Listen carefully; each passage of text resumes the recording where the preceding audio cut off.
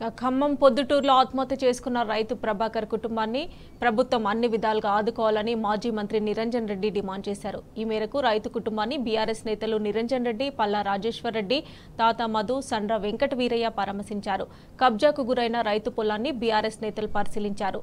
ప్రభాకర్ పట్టాభూమిని అధికార పార్టీలోని నేతలు కబ్జా చేశారని మండిపడ్డారు. కాంగ్రెస్ నేతల అరాచకం వల్లే ప్రభాకర్ ఆత్మహత్య చేసుకున్నారని ఆరోపించారు. ఎవరి అండతో రైతు పొలంలో మిషన్లు పెట్టారని బీఆర్ఎస్ నేతలు నిలదీశారు.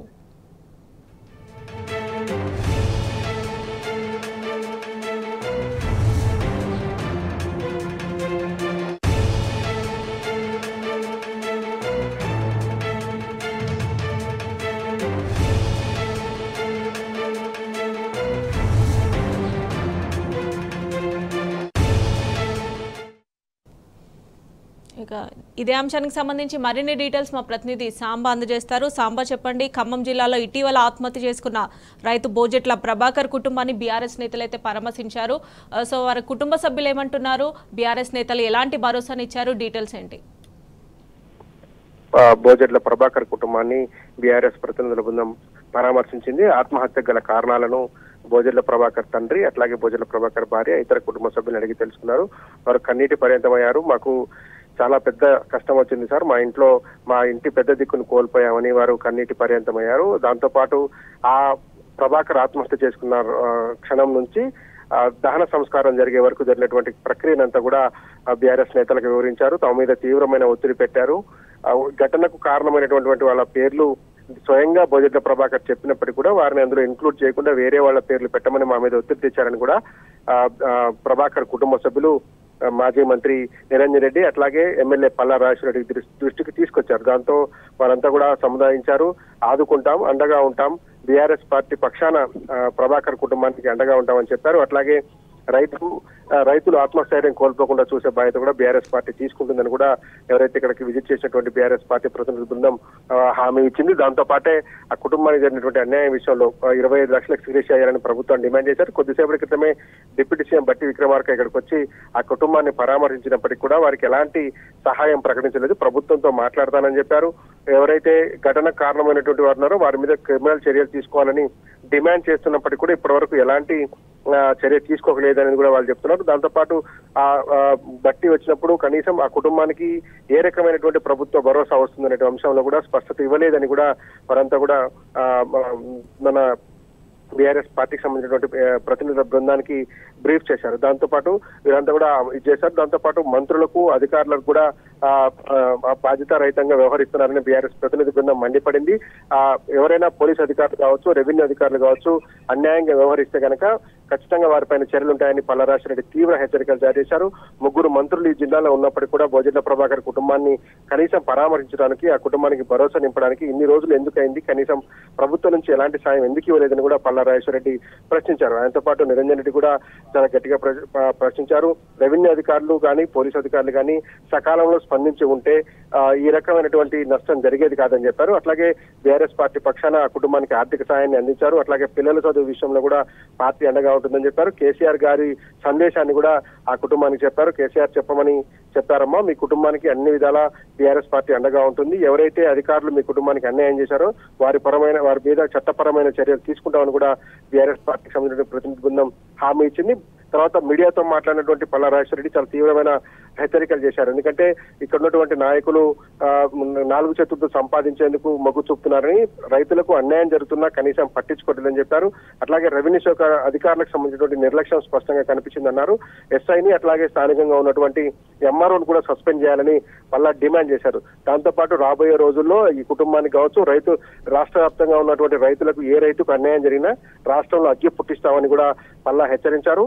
రాబోయే రోజుల్లో జరిగేటువంటి అన్ని కార్యక్రమాలకు రైతులకు అండగా ఉంటుందని చేశారు. దాంతో పాటు ప్రభుత్వానికి కూడా పల్లా ఒక సవాల్ చేశారు. కేసీఆర్ గారు 10 ఏళ్ల కాలం అధికారంలో ఉన్నప్పుడు ఏ రకంగానైతే రైతు బంధును క్రమం తప్పకుండా ఇచ్చారో అదే విధంగా పెంచినటువంటి రైతు భరోసా పేరుతో పాటు ఇస్తానటువంటి కాంగ్రెస్ ప్రభుత్వం ఇవ్వాలని కూడా సవాల్ చేశారు, ఛాలెంజ్ చేశారు.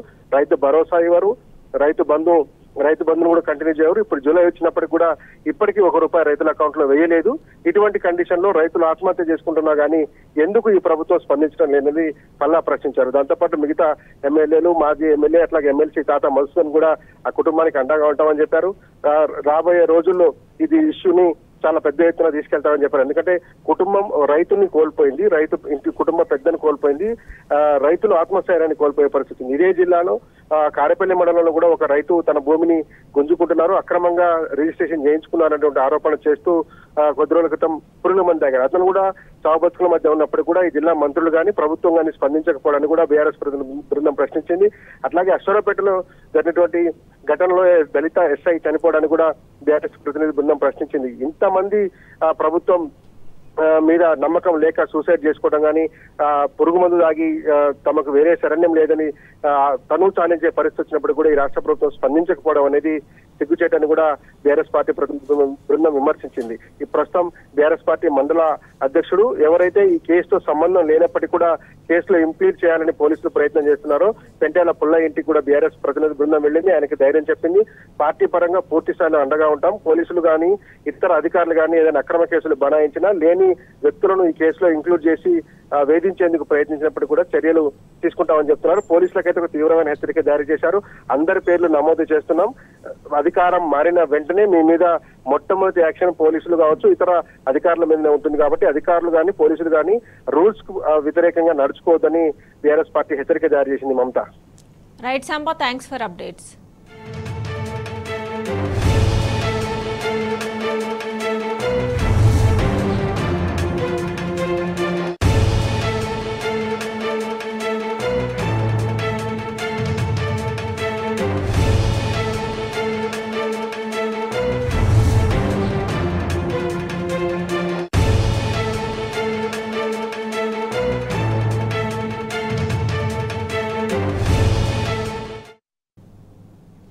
ఖమ్మం జిల్లాలో సంచలనం సృష్టించిన రైతు ఆత్మహత్య ఘటనపై విచారణ జరిపించాలని బీఆర్ఎస్ నేతలు ఖమ్మం జిల్లా సిపి సునీల్ దత్ ని కోరారు.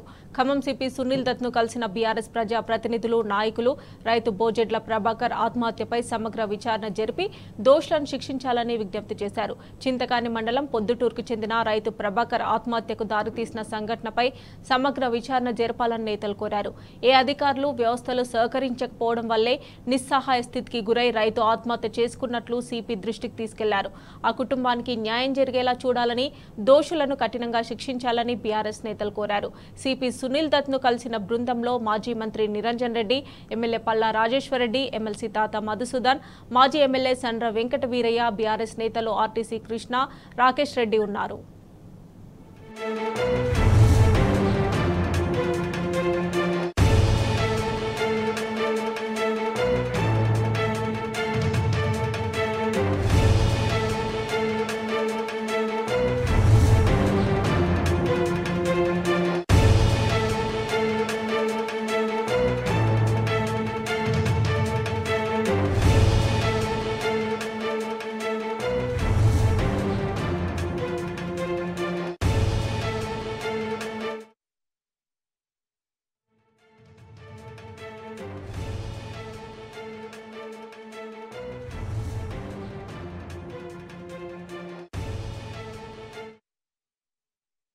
ఇక జమ్మూ కాశ్మీర్లో భారీ ఎన్కౌంటర్ జరిగింది. భద్రతా బలగాల చేతిలో 8 మంది ఉగ్రవాదులు హతమయ్యారు. అయితే ఈ ఎన్కౌంటర్లో 2 సైనికులు వీరమరణం పొందారు. కుల్గాం జిల్లాలోని ఫిసల్, చిన్నగాం, మోడెర్గాం గ్రామాల్లో ఉగ్రవాదులు ఉన్నారన్న సమాచారం ఆధారంగా భద్రతా బలగాలు కర్డన్ సర్చ్ ఆపరేషన్ ప్రారంభించాయి. దీంతో ఎదురుకాల్పులు ప్రారంభమయ్యాయి. మోర్గాంలోని ఓ ఇంటి వద్దకు వెళ్లిన సైన్యం, సిఆర్పీఎఫ్ బలగాలపై ముష్కర్లు భారీ స్థాయిలో కాల్పులు జరపగా ఓ సైనికుడు వీరమరణం పొందాడు. ఫిసల్, చిన్ని గ్రామంలో జరిగిన మరో భారీ ఎన్కౌంటర్లో సైన్యం 4 ఉగ్రవాదులను మట్టుబెట్టగా ఓ సైనికుడు అమరుడయ్యాడు. ఆ 2 చోట్ల ఇంకా గాలింపు చర్యలు కొనసాగుతున్నాయని సైనిక అధికారులు తెలిపారు.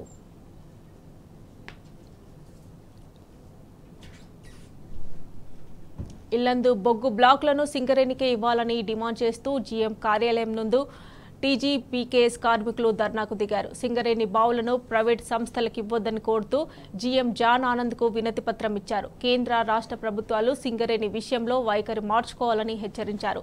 రాష్ట్ర మంత్రులు కేంద్రానికి సహకరిస్తూ పైకి మాత్రం నిరసనలంటూ కార్మికులను మోసం చేస్తున్నారని మండిపడ్డారు.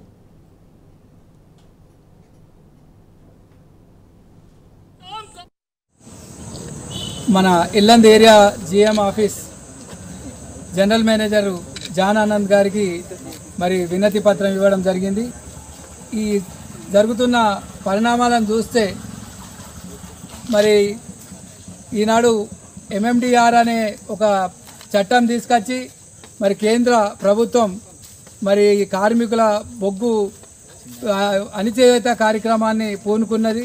అలాగే 2015 సంవత్సరంలో మరి ఎంఎండిఆర్ చట్టాన్ని తీసుకొచ్చి మరి ఈరోజు ఈ బొగ్గు బాయిలను ప్రైవేట్ పరం చేద్దామని ఒక తతంగం మొదలుపెట్టింది. మరి దాన్ని తిప్పికొట్టే ప్రయత్నంగా మా టీబీజీకేఎస్ బీఆర్ఎస్ పార్టీ తరఫున మరి నిరసన కార్యక్రమాలు గత 3-4 నిరసన కార్యక్రమాలు చేపట్టడం జరిగింది. అలాగే మరి ఈనాడు రాష్ట్ర ప్రభుత్వం కూడా మరి వేలం పాట వేయనని చెప్పి మరి కిషన్ రెడ్డి గారితో అలాయి బలాయి తీసుకోవడం నిజంగా ఇది చాలా శోచనీయం. తెలంగాణలో ఉన్నటువంటి ఏకైక అతిపెద్ద పబ్లిక్ రంగ సంస్థ ఏదైతే ఉందో సింగరేణి కాలనీస్ను ప్రైవేట్ పరం చేసే దిశగా కేంద్ర రాష్ట్ర ప్రభుత్వాలు ముందుకు పోతున్న దశలో సింగరేణి స్వచ్ఛందంగా బలవంతం చేస్తూ సింగరేణిని కూడా వేలంపాటలో పాల్గొని బొగ్గు బ్లాకులు తీసుకోవాలని చెప్పి ఒత్తిడి చేస్తూ కేంద్రంలో ఉన్నటువంటి మోడీ ప్రభుత్వం, రాష్ట్రంలో ఉన్నటువంటి మన రేవంత్ రెడ్డి గారి ప్రభుత్వం ద్వంద్వ విధానాలు అవలంబిస్తున్నది. దీన్ని వ్యతిరేకిస్తూ గత 15-20 రోజులుగా మా తెలంగాణ బొగ్గుగని కార్మిక సంఘం పక్షాన వివిధ రూపాల్లో ఆందోళన చేయడం జరుగుతుంది. అందులో అంతర్భాగంగా ఈరోజు జనరల్ మేనేజర్ గారి కార్యాలయం వెళ్లేందు ముందు ధర్నా చేసి వారికి ఒక మెమోరాండం ఇవ్వటం జరిగింది. సింగరేణి కాలనీస్ దాదాపు 50-60 వేల మంది ప్రత్యక్షంగా లక్షలాది కుటుంబాలు సింగరేణి మీద జీవనం సాగిస్తున్న విషయం మనకు తెలుసు. దక్షిణ భారతదేశానికే కాక యావత్ భారతదేశానికి వెలుగులు గత 100 సంవత్సరాలుగా విరజిమ్మే విధంగా బొగ్గు ఉత్పత్తి చేస్తూ కొన్ని లక్షలాది మంది కుటుంబాలకు జీవనోపాధిస్తున్నటువంటి సింగరేణిని ప్రైవేటైజేషన్ చేసడం మేము పూర్తిగా వ్యతిరేకిస్తున్నాం. భారత రాష్ట్ర సమితిగా ఇది తెలంగాణ రాష్ట్ర సాధన ఉద్యమ స్ఫూర్తితో దీన్ని కూడా మేమందరం మిగతా అన్ని పార్టీలను కలుపుకొని ఖచ్చితంగా ఇది సింగరేణికి డైరెక్ట్గా బొగ్గు బ్లాకులు కేటాయించే విధంగా మేము మా ప్రయత్నం చేస్తాం. అన్నమో రేవంత్ రెడ్డి అంటూ ఘోషిస్తున్నారు గ్రామ పంచాయతీ కార్మికులు. నమ్మి ఓటేసినందుకు పస్తులుండాల్సిన దుస్థితి దాపురించిందని కన్నీటి పర్యంతమవుతున్నారు. ఇదెక్కడి పాలనంటూ ప్రశ్నిస్తున్నారు. తమను బానిసలుగా కాదు సాటి మనుషులుగా గుర్తించి పెండింగ్ జీతాలు చెల్లించాలంటూ రోడ్డెక్కారు. అప్పులు చేసి బతుకుబండిని లాగలేక నిరసన బాట పట్టారు.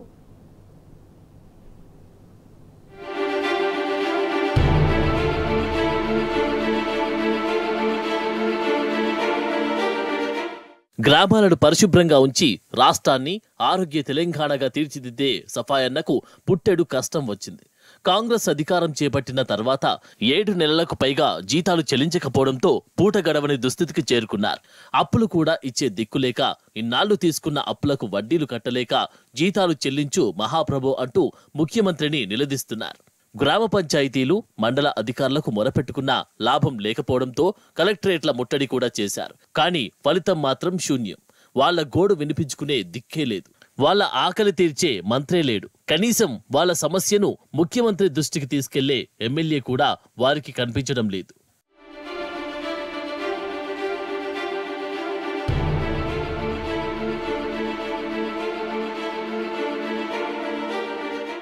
గ్రామ పంచాయతీ కార్మికుల జీతాల సమస్య ఒక ఖమ్మం జిల్లాకు, భద్రాద్రి జిల్లాకు పరిమితం కాలేదు. యావత్ తెలంగాణ రాష్ట్రంలోని 62,000 మందికి పైగా కార్మికుల సమస్య. ఒకరికి నెలకు 9,500 రూపాయల నుంచి 12,000 రూపాయల వరకు జీతం చెల్లిస్తున్నారు. మొత్తంగా 7 నెలలకు పైగా పెండింగ్ ఉన్నట్లు కార్మికులు చెబుతున్నారు. అంటే ఒక్కొక్క కార్మికుడికి 60,500 రూపాయలు, గరిష్టంగా 84,000 రూపాయలు ప్రభుత్వం చెల్లించాల్సి ఉంది. సరాసరిన చూసినా ఒక్కొక్క గ్రామ పంచాయతీకి కార్మికుడికి ప్రభుత్వం 50,000 వరకు జీతం చెల్లించలేదు. ఏ లెక్క ప్రకారం చూసినా 310 కోట్ల నుంచి 400 కోట్ల రూపాయల మేర బకాయిలు పేరుకుపోయాయి. రేవంత్ రెడ్డి ముఖ్యమంత్రి పీఠం ఎక్కిన తర్వాత ఏ సఫాయి కార్మికుడికి కూడా ఒక్క రూపాయి జీతం చెల్లించలేదు. గత 7 నెలల నుంచి 9 నెలల వరకు మా మండలంలో జీతాలు రావడం లేదు. ఎండిఓ గారిని అడిగితే గ్రామ పంచాయతీలో ఏమాత్రం కూడా డబ్బులు లేవని చెప్తారండి. మరి మేము రెక్కాడితే కానీ డొక్కాడినటువంటి జీవితాలు మాయి. గతంలో కూడా మాకు అధికారం వస్తే రేవంత్ రెడ్డి గారు ఏం చెప్పారంటే, మాకు అధికారానికి వస్తే మేము పెండింగ్ జీతాలు లేకుండా చేస్తామని, తర్వాత మల్టీపర్పస్ విధానాన్ని రద్దు చేస్తామని, మిమ్మల్ని అందరినీ పర్మనెంట్ చేస్తామని చెప్పారు. ఆశపడి మేమందరం వాళ్ళకి ఓట్లు వేసినామండి. పార్టీని చూడకుండా కూడా మేము కార్మికులం ఓట్లు వేసినాం. మమ్మల్ని మా బతుకులను బాగు చేస్తుందని కూడా ఏం మాత్రం కూడా బాగు చేసే పరిస్థితులు లేదు. అందుకే రోడ్డుకి ఎక్కినామండి. ఏం మాత్రం కూడా పరిగెతక వేతనం మాకు ఇవ్వటం లేదు. కనీసం ఏ నెల జీతాలు కూడా మాకు ఇవ్వటం లేదండి. మరి దయచేసి ఇకనైనా రేవంత్ రెడ్డి గారు మీకు అందరికి దండం పెడుతున్నామయ్యా. మేము రెక్కాడుతున్నా డొక్కాడినటువంటి బతుకులు మాయి. మురికి కంపు శుభ్రం చేసి కాల్వలను క్లీన్ చేసేది గ్రామ పంచాయతీ కార్మికులు. గ్రామాలకు అందంగా ఆరోగ్యంగా ఉంచేది తామేనని చెబుతున్న కార్మికులు తమ పట్ల చిన్నచూపు ఎందుకని ముఖ్యమంత్రి రేవంత్ రెడ్డిని నిలదీస్తున్నారు. సమాన పనికి సమాన జీతం ఇవ్వడం లేదంటున్నారు.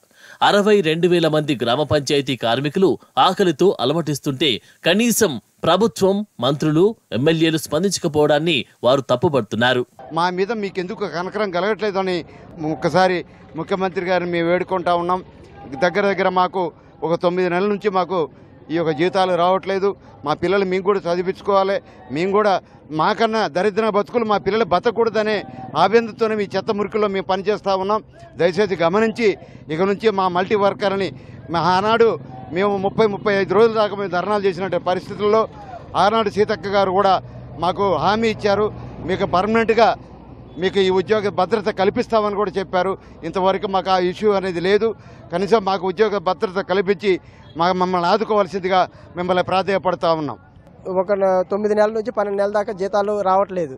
వాళ్ళు ఎంత ఇదైతారు. పిల్లలకి ఫీజు కడతానికి డబ్బులు లేక, బట్టలకు డబ్బులు లేక, పెన్నులు కొనియటానికి కూడా డబ్బులు లేక చాలా ఇబ్బందులు పడతారు. మమ్మల్ని ప్రతి ఒక్క వార్డు నెంబర్ నుంచి ఊళ్ళో వాళ్ళ చిన్న పిల్లల నుంచి బెదిరిస్తారు. మిమ్మల్ని మా గవర్నమెంట్ అయితే తీసేస్తాం అని అంటారు. మాకు అట్టాడిదేం లేకుండా మాకు ఉద్యోగ భద్రత కల్పించమని, మా జీతాలు మాకు వచ్చేటట్టు చేయమని మేము రేవంత్ రెడ్డి గారిని కోరుచున్నాము. బట్టి విక్రమార్క గారు కానీ, మళ్ళీ శ్రీధరబాబు గారు కానీ వాళ్ళందరూ మాకు చాలా న్యాయం చేస్తాం. మా గవర్నమెంట్ వస్తే మీకు పర్మనెంట్ చేస్తామని అన్నోళ్ళు వీళ్ళంతా అన్ని మాటలు చెప్పిన వాళ్ళు ఈ రోజు వచ్చేసరికి మమ్మల్ని పట్టించుకోవట్లేదు. ఇదే మాకు న్యాయం చేయమని, మా గ్రామ పంచాయతీ వర్గంలో న్యాయం చేయమని కోరుచున్నాము. నిరసనలు, ఆందోళనలు